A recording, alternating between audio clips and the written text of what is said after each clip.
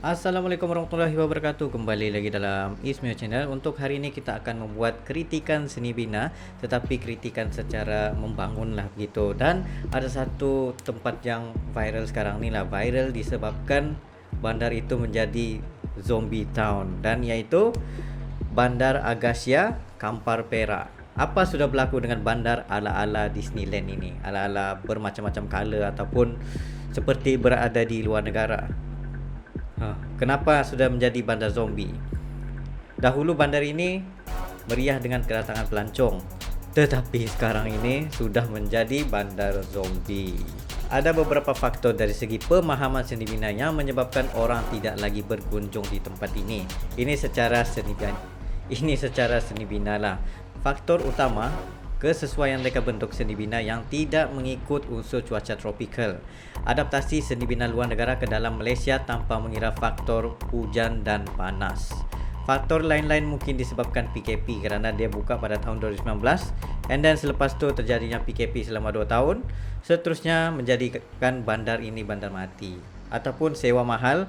Sebab itu juga pernah dikongsikan daripada beberapa orang yang tweet juga bahawa bandar ini sewa kedai dia memang sangat-sangat mahal. Lepas tu lagi mungkin efek daripada PKP. Kita tengok pula faktor yang seterusnya, iaitu tidak ada shading device atau awning menutup bahagian luar bangunan ataupun pintu masuk. Mereka just buat terus alfresco di tengah-tengah panas tanpa ada sebarang bumbung. Kalau time tu kalau awal pagi ataupun waktu petang yang tertutup tempat tu daripada matahari, memang sesuai untuk korang lepak-lepak di tepi ni sambil bergambar. Itu memang tiada masalah langsung. Selepas itu, faktor jalan raya dan parking. Heat island and distribution berlaku disebabkan tengah-tengah tu jadi jalan keluar masuk kenderaan, serta parking pula betul-betul berada di depan kedai yang agak mengganggu alfresco ini. Dan sepatutnya bila ada alfresco tu bukan sahaja dikira sebagai minimum kaki 5, tapi pemahaman kepada penggunaan alfresco itu sendiri sepatutnya lebih besar daripada standard daripada minimum seperti yang ada sekarang ni. Kaki 5 dia mungkin dalam sekitar 3 meter ataupun less than 3 meter. Sepatutnya dia ada dalam 5 meter dan 2 meter lagi dihiaskan dengan pelbagai tumbuhan, pelbagai pokok untuk jadi sebagai natural shading device.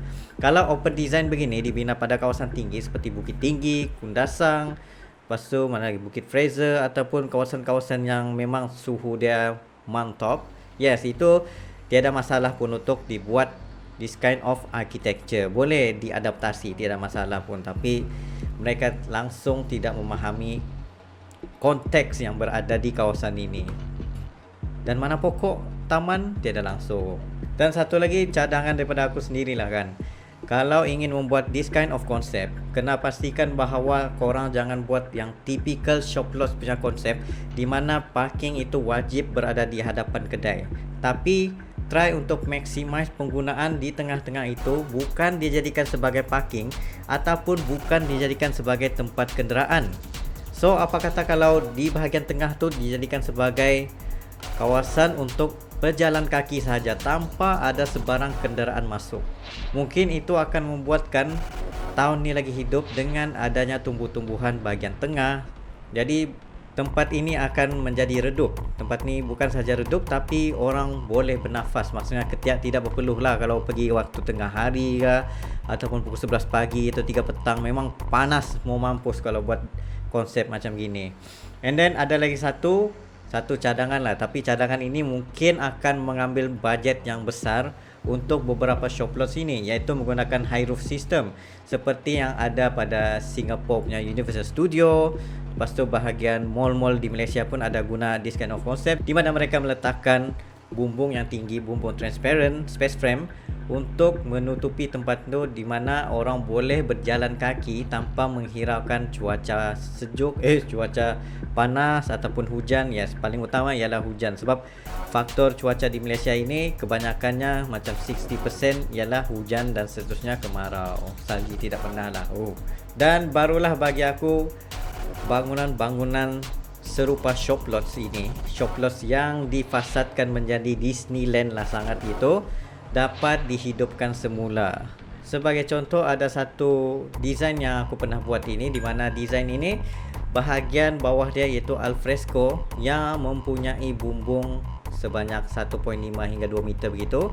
Seterusnya bahagian tengah itu dijadikan macam ada sitting area. Seterusnya ada juga bahagian pokok-pokok yang ditanam supaya kawasan itu menjadi lagi hidup, kerana kita sebenarnya tidak memerlukan kenderaan pun masuk bahagian tu. Hanya perlu orang sahaja yang masuk supaya tempat itu menjadi lagi hidup. Jadi itu daripada aku tentang kritikan seni bina. Thank you very much for watching. Sekiranya korang ada request lagi, sekiranya korang ada sebarang request untuk mengkritik sebarang bangunan-bangunan lagi, just comment down below beserta dengan link supaya senang aku bercakap tentang dunia architecture ini.